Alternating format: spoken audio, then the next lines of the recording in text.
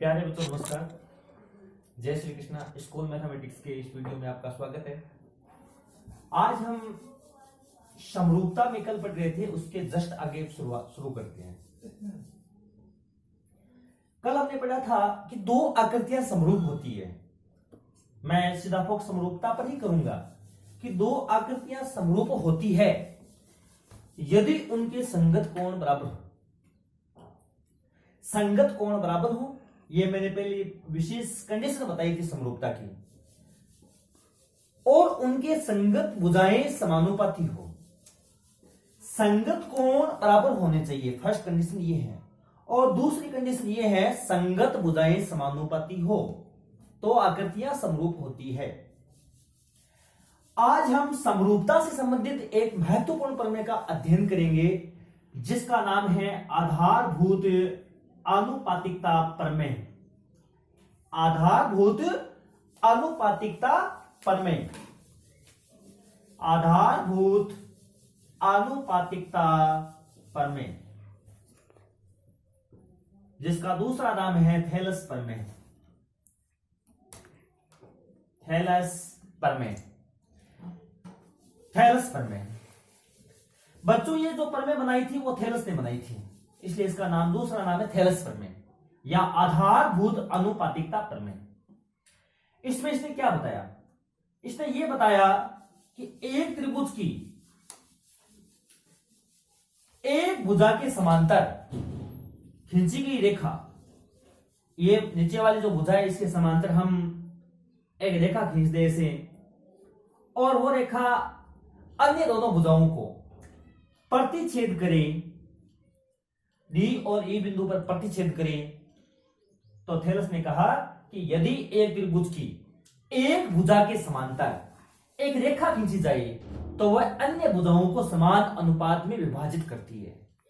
अर्थात एडी बट्टा डिब्बी बराबर एई बट्टा इसी। एडी बट्टा डिब्बी बराबर एई बट्टा इसी। तो ये थेलस प्रमेय का रिजल्ट है। थेलस प्रमेय का रिजल्ट आपको हमेशा याद रखना है। परीक्षा में इससे संबंधित कई बार एक नंबर का क्वेश्चन आ सकता है बोर्ड के एग्जाम में। तो एडी बट्टा डीबी बराबर एई बट्टा इसी, ये थेलस प्रमेय का रिजल्ट है। अब हम इस रिजल्ट को क्या करेंगे? प्रूव करेंगे, सिद्ध करेंगे। तो मैं आपको प्रमेय लिख रहा हूं। प्रमेय का स्टेटमेंट क्या है वो लिख रहा हूं, कथन। कि क्या कहा था, देखो कथन। कथन आपको याद होना चाहिए। यदि एक त्रिभुज की एक भुजा के समांतर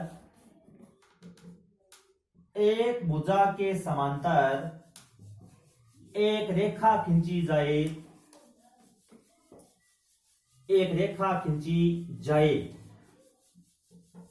तो वह रेखा अन्य दोनों भुजाओं को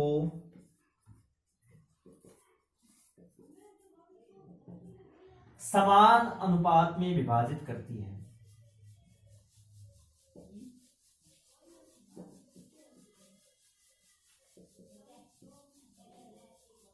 समान अनुपात में विभाजित करती है। यदि एक त्रिभुज की एक भुजा के समांतर एक रेखा खींची जाए तो वह रेखा अन्य दोनों भुजाओं को समान अनुपात में विभाजित करती है। यही बच्चों आधारभूत आनुपातिकता प्रमेय या थेलस प्रमेय का स्टेटमेंट है, कथन है। अब सिद्ध करना आता है। बोर्ड के एग्जाम में प्रमेय आ जाती है कई बार। 6 नंबर का मान लो ये प्रमेय आ गई, तो आपको पूरा इसको एकदम अच्छी तरीके से सिद्ध करना है। तो मैं आप देख रहा हूं, देखो बता रहा हूं। सबसे पहले आप त्रिभुज बनाओगे ए बी सी। क्या बोल रहे? यदि एक त्रिभुज की एक भुजा के समांतर, एक भुजा कोई सी भी ले लो, मैंने ये नीचे वाली ली है। एक भुजा के समांतर यानी इस भुजा के ये जो रेखा है एकदम समांतर है। ये दोनों भुजाएं क्या है? समांतर है, दोनों रेखाएं। इस भुजा के समांतर ये त्रिभुज को डी और ई पर, त्रिभुज की अन्य दोनों भुजाओं को डी और ई पर प्रतिच्छेद करती है ये रेखा, तो वह रेखा अन्य दोनों भुजाओं को समान अनुपात में विभाजित करती है। तो देखो दिया है त्रिभुज ए बी सी में डीई समांतर बीसी, डीई समांतर बीसी, ये हमें दिया हुआ है, सिद्ध करना है टू प्रूव।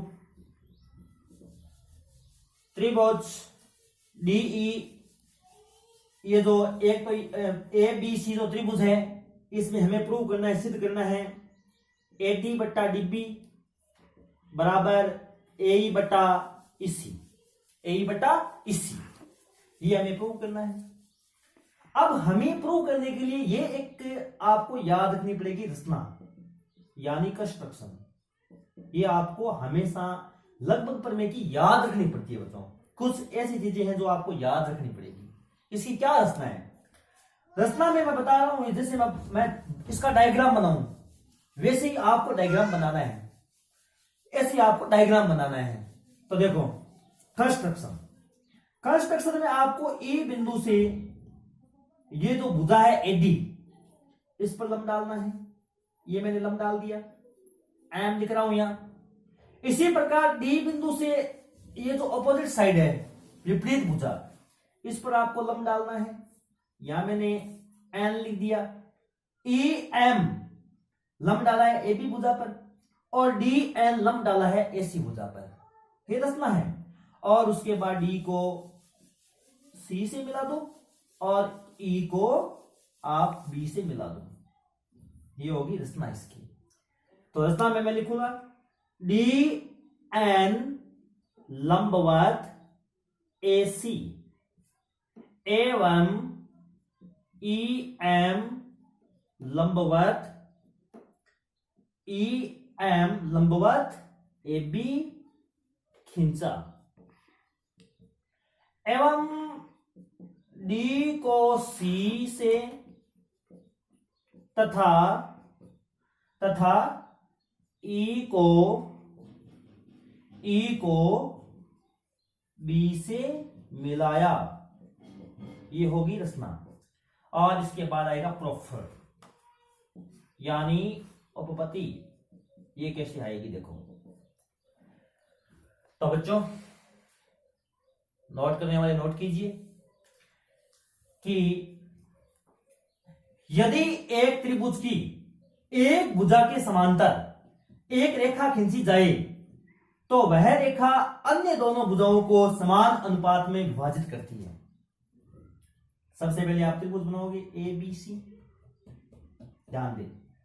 उसके बाद में ये रेखा आपने खींची डी, डी किसके समांतर? बीसी के समांतर। ये दिया है, स्पष्ट दिया है त्रिभुज ए बी सी में डी ई समांतर बीसी, ये हमें दिया हुआ है। हमें सिद्ध करना है ए डी बट्टा डी बी बराबर ए बट्टा इसी, ए डी बट्टा डी बी बराबर ए बट्टा इसी, ये हमें सिद्ध करना है। रचना कंस्ट्रक्शन, डी से डी एन लंब डाला है किस पर? एसी भुजा पर। ई एम लंब डाला है किस भुजा पर? ए बी भुजा पर। तो डी एन लंब एसी एवं ई एम लंब ए बी खींचा एवं डी को सी से और बी को ई से मिलाया, ये हमारी रचना होगी। अब हम करेंगे उपपत्ति की ये प्रमेय किस प्रकार बनी, इसके लिए मैं आगे बढ़ रहा हूं। जो उतारना चाहिए वो उतार लो।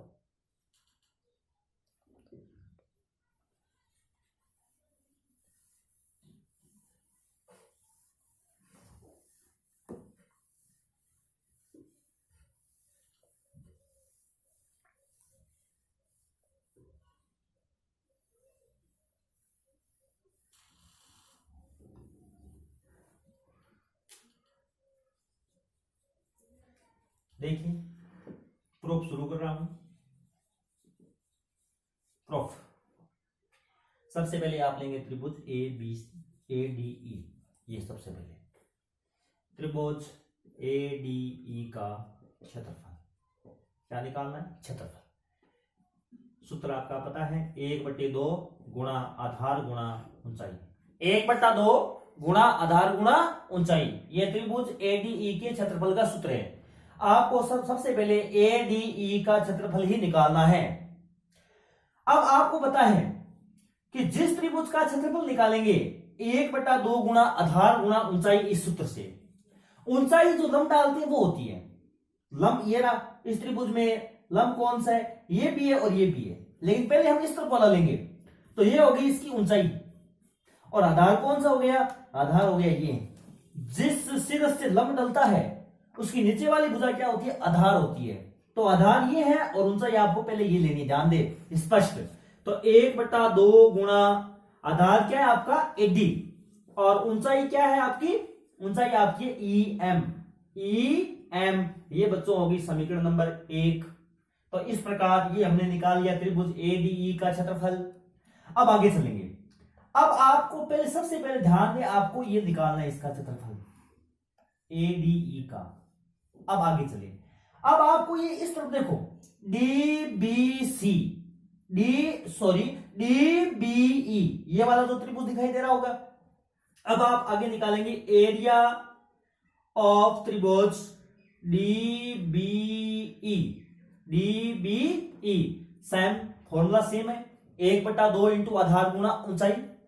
अब इस त्रिभुज में DBE में आधार तो बच्चों ये होगा और ऊंचाई जो ये है वो सेम रहेगी, क्योंकि जो अधिक कोण त्रिभुज है इसकी ऊंचाई बाहर होती है त्रिभुज से।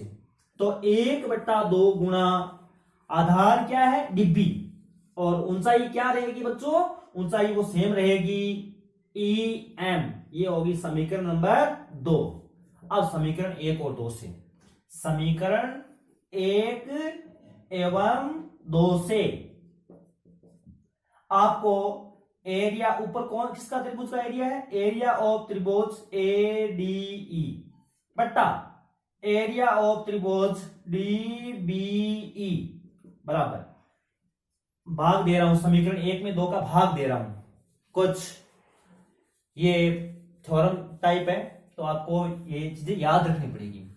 1/2 गुणा AD इंटू EM बट्टा 1/2 इंटू ये आ गई आपकी DE इंटू EM। EM से EM कैंसिल, 1/2 से 1/2 कैंसिल। तो क्या आया? एरिया ऑफ त्रिभुज ADE बट्टा एरिया ऑफ त्रिभुज DBE बराबर आ गया AD बट्टा DE। ये आ गया आपका first result, important result first. ये रिजल्ट आ गया फर्स्ट, इंपॉर्टेंट रिजल्ट फर्स्ट। आप इसको इंपॉर्टेंट रिजल्ट फर्स्ट लगाएंगे। तो ये इस तरफ से हमने किया है, पहले निकाला ADE का एरिया, उसके बाद निकाला DBE का एरिया। अब इसी प्रकार हम ये त्रिभुज लेंगे ADE, अब की बार आधार ये लेंगे और ऊंचाई ये लेंगे, और उसके बाद त्रिभुज लेंगे DCE, आधार ये हो जाएगा और ऊंचाई ये हो जाएगी। तो 3 और 4 सेम आप इसी प्रकार निकालेंगे, ADE का एरिया और नीचे आप निकालोगे DCE का एरिया। दोनों त्रिभुजों का एरिया निकाल कर भाग दोगे तो आपका आएगा एरिया ऑफ त्रिभुज ADE बट्टा एरिया ऑफ त्रिभुज DCE बराबर AE बट्टा EC। ये आ गया इंपॉर्टेंट रिजल्ट सेकेंड। सेम इसी प्रकार। हाँ, अब आप आगे चलिए। अब हमें काम करना है इनसे। देखो दोनों इंपॉर्टेंट रिजल्ट फर्स्ट और इंपॉर्टेंट रिजल्ट सेकेंड, दोनों में ऊपर तो ADE है और यहां भी ADE है। तो ये दोनों त्रिभुज सेम है तो इन दोनों के क्षेत्रफल सेम होंगे।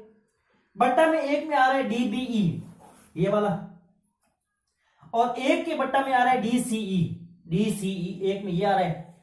एक में तो आ रहा है ये त्रिभुज और एक में आ रहा है ये त्रिभुज। तो अब हमें करना क्या है, देखिए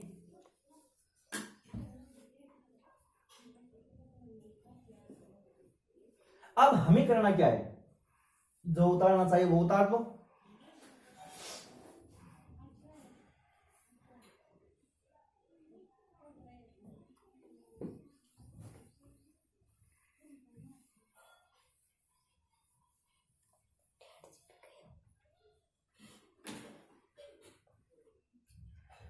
अब हमें करना क्या है, देखिए हमें पता है 9th क्लास में दो समांतर भुजाओं, एक ही आधार और दो समांतर भुजाओं के बीच बने त्रिभुजों के क्षेत्रफल क्या होते हैं, बराबर होते हैं। तो इसलिए इन दोनों के क्षेत्रफल भी बराबर हो जाएंगे।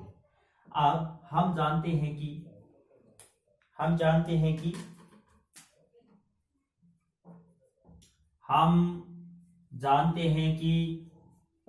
एक ही आधार एवं समांतर भुजाओं के बीच बने त्रिभुजों के क्षेत्रफल समान होते हैं।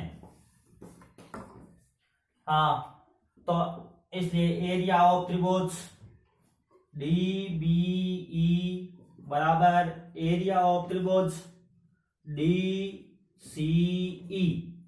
DBE और DCE इन दोनों का एरिया क्या हो गया, बराबर हो गया। और इन दोनों का एरिया बराबर होते ही ये इन दोनों इंपॉर्टेंट रिजल्ट का LHS के बराबर हो गया, तो RHS से बराबर हो जाएगा। ये दोनों बराबर होंगे तो ये दोनों भी बराबर हो जाएंगे। तो इसका मतलब हो गया एरिया ऑफ त्रिभुज ADE बटा एरिया ऑफ त्रिभुज DBE बराबर एरिया ऑफ त्रिभुज ADE बटा एरिया ऑफ त्रिभुज DCE। ये दोनों बराबर होंगे, दोनों क्या होंगे, बराबर।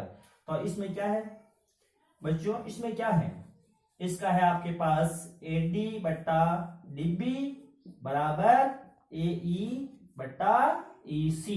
ये रहा AD बटा DB बराबर आ गया AE बटा EC। तो इस प्रकार ये हमारा क्या हो गया, सिद्ध हो गया ये परिणाम, इति सिद्धम। धन्यवाद स्टूडेंट्स।